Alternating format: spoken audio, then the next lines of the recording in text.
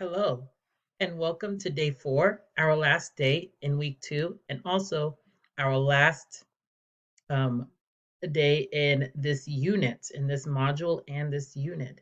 Day 4, Friday, February 19th. Let's see what we have to do for today. First, you'll click this video. Remember, it's Friday, so that means it's an async. It is an async day, so that means we will not be meeting on Zoom as a class. However, I do have office hours from 10 to 11 a.m. on Zoom.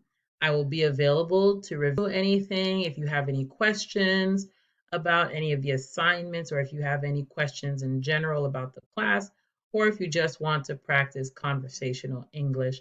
I will be available in the morning for that. So as you know, it's an async day. So let's see what we have to do for async. Is Friday. That means you have a deliverable due. Remember, deliverable is the big assignment for the week. So let's see what you have to do. It is about netiquette. We talked briefly about netiquette last week and earlier this week.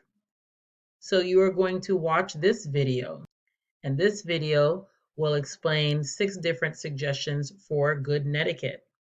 You will pick one of them and explain why it is important to follow this suggestion. You are going to, in the comment section, you are going to write a paragraph, at least 4 to 5 sentences about the netiquette suggestion that you chose and why.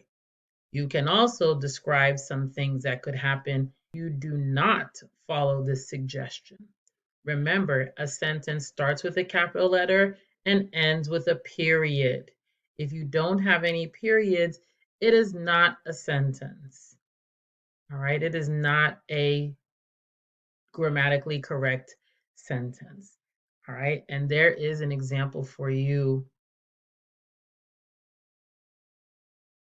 on the bottom.